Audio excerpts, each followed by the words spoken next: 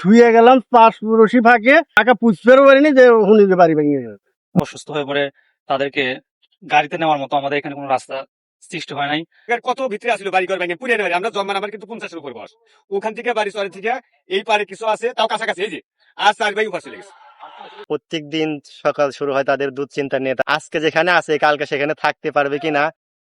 আমাদের এখানে একটু কাছে আসসালামু আলাইকুম রহমতুল্লাহ বারাকাত।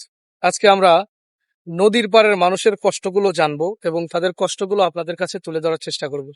সত্যি কথা বলতে এই নদীর পাড়ের মানুষের যাতায়াত ব্যবস্থা খুবই কষ্টকর।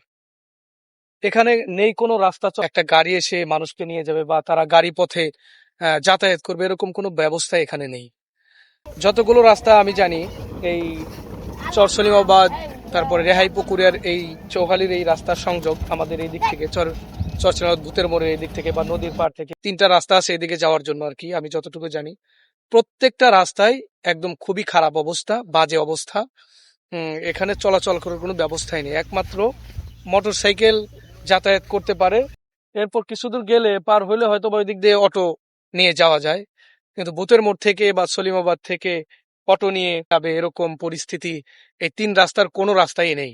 তো আমরা এইখানকার মানুষের কাছ থেকে জানবো যে তাদের কি মতামত আর কি এই রাস্তাঘাট নিয়ে বা নদীর পাড়ে বসবাস নিয়ে তাদের কি মতামত, এটা আমরা জানবো। চলুন আমরা জেনে নিই ইনশাল্লাহ। এই জায়গায় এই যে নদী ভাঙিয়া গেছে ভাই বিরাদার, তাই না? জায়গায় জায়গায় গেছে কেউ হাতে কেউ যোগাযোগ নাই জায়গায় জায়গা। হ্যাঁ, এই জায়গা থেকে অনেক জমি জায়গা ভাঙিয়া গেছে, আমরা অনেক কষ্টের ভিতরে আছি।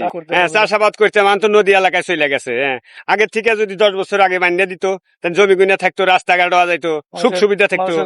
হ্যাঁ, ভাই বেড়াদের এখানে ধারা যেত। অন্ত জায়গায় জায়গায় ছিন্ন ভিন্ন হওয়া যা লাগছে। একজন কিনতে পারছে, একজন পারিনি। এই যে আমি তো পারিনি, মানুষের জমি ভাড়া থাকি, প্রত্যেক বছর 6,000 টাকা ভাড়া দিই। হ্যাঁ, তাও থাকা যায় না, কষ্টর সীমা নাই, বুঝলেন? আমরা চাই এখানে স্থায়ী বেরিবাদ হোক, আজীবনের লেগে পাকা করে বান্ধা দিকো কতটুকা জায়গা আমরা চাই। এমন মানুষকে দিব জানে নিজে এসে তদন্ত করিয়া হেরিয়া এই কাজগুলো করে। কত ভিতরে আসলো বাড়ি ঘর ভেঙে পুড়িয়ে নেবে আমরা জন্মান আমার কিন্তু 50-এর উপর বয়স।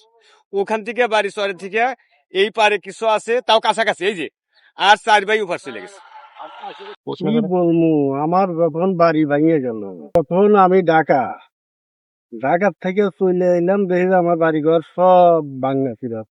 কামলা জামলা নিয়ে বিভিন্ন বিলীন করে জায়গা জায়গা শুয়ে শুয়ে হে পর্যন্ত আমরা এই কষ্টের মধ্যেই আছি।